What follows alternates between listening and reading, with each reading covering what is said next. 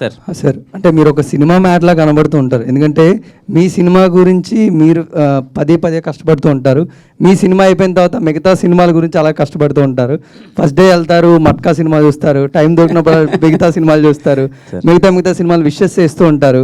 How is the journey? అసలు ఒక కిరణ్ అబ్బవరం గారిని ఎక్స్ప్లెయిన్ చేసుకోండి అంటే మై సెల్ఫ్ అంటే ఎలా ఎక్స్ప్లెయిన్ చేసుకుంటారని. అంతే సార్, సినిమా అంటే పిచ్చి అంతే సార్.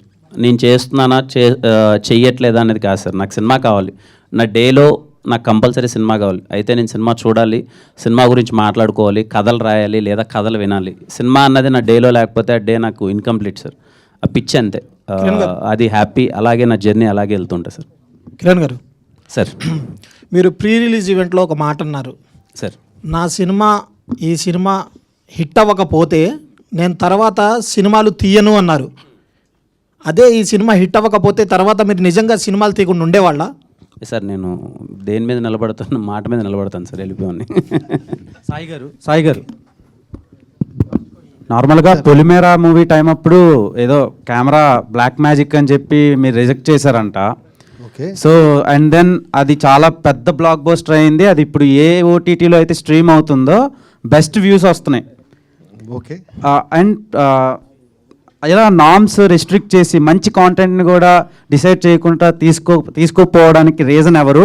అండ్ ఇప్పుడు who will decide and finalise content for ETV Win? Polimera గురించి మీకు ఎవరు చెప్పారు నాకు తెలియదండి.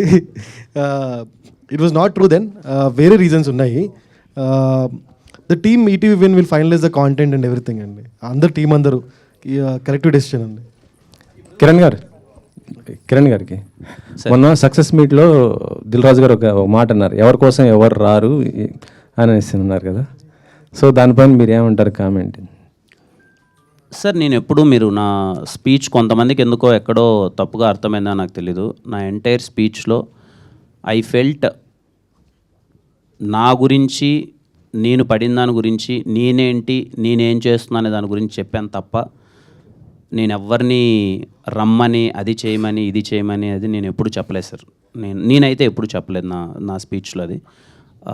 రాజు గారు స్టేజ్ మీద గుడ్ థింగ్ తను చెప్పింది ఏంటి, నాకు అమ్మ మన కష్టం మనం పడుకోవాలి, అది అలాగే వచ్చాం కదా సార్.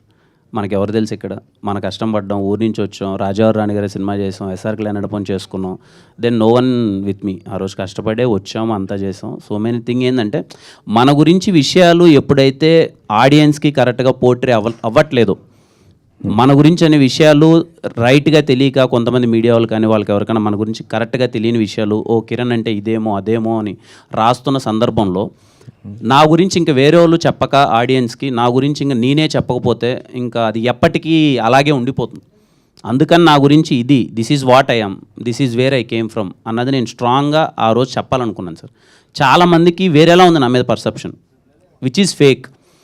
నా దగ్గర నుంచి చాలామంది మనోళ్ళు కూడా చూస్తే నన్ను ఏదో నువ్వు అది కదరా ఇది కదరా, ఎన్ని రోజులు అనే అలా ఒక రోజు అయితే క్లియర్ అవ్వాలి కదా అని చెప్పి ఆ ప్లాట్ఫామ్ని ఆ రోజు నేను క్లియర్ చేయాలని అనుకున్నాను సార్. Nothing else. అది కొంతమందికి ఇంక వేరేలా అర్థమైతే నాకు తెలీదు, but I'm very clear about it sir.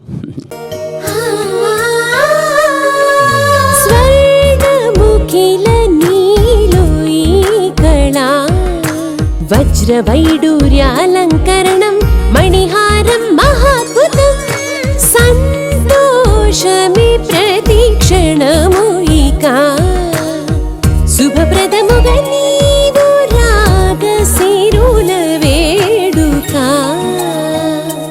సంతోషం ప్రతిక్షణం. మానిపల్లి జ్యువెలర్స్.